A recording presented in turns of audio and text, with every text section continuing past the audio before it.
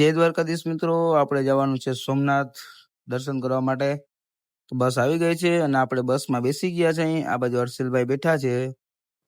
ભાઈ 2 વાગી ગયા છે અને બસે બ્રેક લઈ લીધો છે હોટલ કાંધલી કૃપાએ. ઓલમોસ્ટ બધા લોકોને ખબર જ હશે કે કાંધલી કૃપા ક્યાં છે. નયનભાઈ કઈક પેટ પૂજાનું લેવા ગયા હતા. નયનભાઈ કે જે પડીકા લઈ આવ્યો છું, હાલો જે ભાઈ નાસ્તો કરી નાખીએ. હાલો નાસ્તો કરી નાખીએ. આપણે હર્ષિલભાઈ ને બોલાવી લીધા, હાલો નાસ્તો કરીએ. તો डिप्रेशन मैं डिप्रेशन में रहता हूँ हमेशा, अभी मैं डिप्रेशन में हूँ, माँ कसम। શ્યામભાઈ તો હજી સુતા જઈ કે મારે નાસ્તો નથી કરવો, તમે કરી લ્યો. ભાઈ બધા લોકો જય દ્વારકાધીશ કોમેન્ટ કરી નાખજો એકવાર જરૂરથી. બ્રેક લઈને આપણે નીકળી ગયા છીએ માંગરોળ તરફ. હવે માંગરોળ આપણે બ્રેક કરવાનું રહેશે. ત્યાં ઉત્સવભાઈ આવશે આપણે લેવા માટે. મિત્રો આપણે માંગરોળ આવી ગયા છે.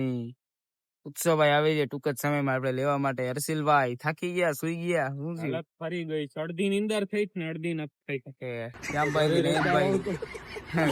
શ્યામભાઈ કે છે ભાઈ ઘરે રહેતા હો તો ક્યાં હિલાવો જ ઉઠી ઉઠી. ત્યાં તો એટલી વારમાં ઉત્સવભાઈ પણ આપણા ઘર આવી ગયા છે. હા ઉત્સવભાઈ. દ્વારકાધીશ અજયભાઈ. દ્વારકાધીશ. ઉત્સવભાઈ આપણે હોટલ પર લઈ આવ્યા છે ને આપણે અહીંયા બેઠા છીએ. હવે થોડીક વાર પછી નીકળશું સોમનાથ બાજુ, કેમ કે હજી 4 જ વાગ્યા છે સવારના. ભાઈ સોમનાથ પહોંચી ગયા છે, એવો ગાડી પાર્કિંગ કરી દીધી છે આપણે. અને હવે આપણે એન્ટ્રી ગેટ તરફ જઈએ છીએ. ઉત્સવભાઈ કે છે આ 6, 5:30, 6 ખુલશે ગેટ, તો આપણે ત્યાં સુધી વેઇટ કરશું. તો બધા લોકો હર હર મહાદેવ લખી નાખજો. આપણે પણ ગેટ પાસે ઉભી ગયા છીએ. બાકી બધા ઘણા બધા ભક્તો બેઠા છે, બસ દ્વાર ખુલવાની વાટ જોઈ રહ્યા છે. ભાઈ હર્ષિલભાઈ તો હવારમાં પોતાનું કોન્ટેન્ટ બનાવવાનું ચાલુ કરી દીધું છે. ખબર નહીં રામ જાણે શું શૂટ કરતા હોય અંધારામાં, કઈ દેખાતું તો છે નહીં. જોઈ લઈ કેમેરો માંડીને ઉભા જ છે, હલબલતાય નથી તારે.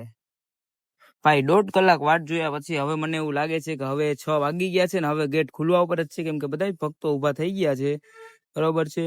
અને હવે ફાઇનલી 6:05 ગેટ ખુલી ગયો છે ભાઈ. ને બધા જ ભક્તો અંદર એન્ટ્રી લે છે. હવે અમે પણ જાશું દર્શન કરવા માટે. ટ્રાફિક જોઈને લાગે છે કે કેટલીક વાર લાગશે દર્શન કરવામાં. તમે જોઈ શકો છો ટ્રાફિક મિત્રો, કેટલીક વારો આવે. જોઈએ હવે ભાઈ આપણે દર્શન કરીને અવતર્યા છીએ બારે.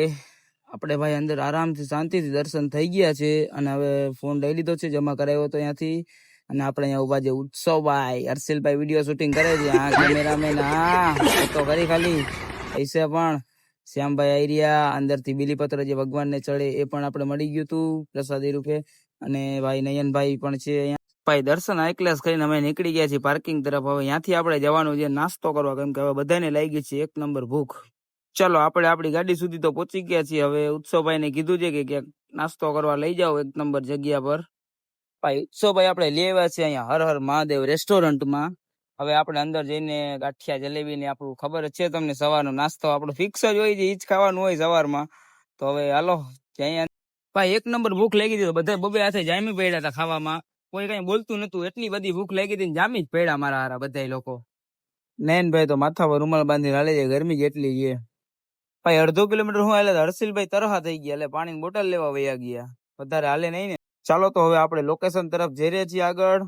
તો જય સોમનાથ મહાદેવ બધા જ લોકોને લખી નાખજો કોઈ કોમેન્ટમાં. ભાઈ અહીંયાથી નજારો ને વ્યૂ ને તમે જી કયો એ બધું ઓકે આવે છે, પણ ગરમી એટલી છે ને કે ભાઈ વાત જવા દો, એવી ગરમી પડે છે અત્યારે. હર્ષિલભાઈ કેવી ગરમી લાગે છે, કેવો થાયકા જો? ભાઈ અડધો દિવસ ફર્યા છે ખાલી, પ્લાન આખા દિવસ નહોતો ને અડધા દિવસમાં પાછું દ્વારકા ભેગું થવાનું થાય છે. હર્ષિલભાઈ એક થાયકા છે ને નયનભાઈ બીજા આપણે થાયકા. નયનભાઈ ફૂલ પોઝિશન ટાઈટ છે, ફૂલ પોઝિશન ટાઈટ થઈ ગઈ બેન. ઉત્સવભાઈ તો જો એની મોજમાં જાય છે, મજા આવે છે મિત્રો. ભાઈ ગાડી લોક કરીને અમે બેસી ગયા છીએ. નયનભાઈ ને બહાર ઉભા રાખ્યા છે, ખબર પડે ને કેવી ગરમી પડે છે. એકાદ અનુભવ થવો જોઈએ ને. ગરમી જો ગાઈસ. ભાઈ એકદમ તડકામાં બધાને ઓકે કરી દીધા છે. બધાની હાલત તો જોવો તમે, કેમ સુતા છે જોવું તો. નયનભાઈ ને તો ચડી ગઈ, હર્ષિલભાઈ ઝોલા જ ખાઈ છે. ત્યારબાદ ભાઈ ઉત્સવભાઈ એમની શોપ ઉપર લઈ આવ્યા છે, માંગરોળમાં જ આવેલી છે, ભવનાથ સ્વીટ માર્ટ દુકાનનું નામ છે. તો તમે આવો તો વિઝિટ કરજો. આપણી બસ આવી ગઈ છે ને આપણે નીકળી ગયા છીએ દ્વારકા તરફ. હવે રવાના થઈ જાય ઘર બાજુ. એ કોકની લપમાં રહ લે નયનભાઈ, જો પોતાની સીટે જઈને હુઈ નથી જતા નયનભાઈ, જો ખાલી કેમ છે. બાકી ભાઈ આપણે દ્વારકા પહોંચી ગયા છીએ ને દિવ્યેશભાઈ લેવા આપણે અહીંયા આવી ગયા છે. તો બધા લોકોને જય દ્વારકાધીશ. નેક્સ્ટ વ્લોગમાં મળીએ.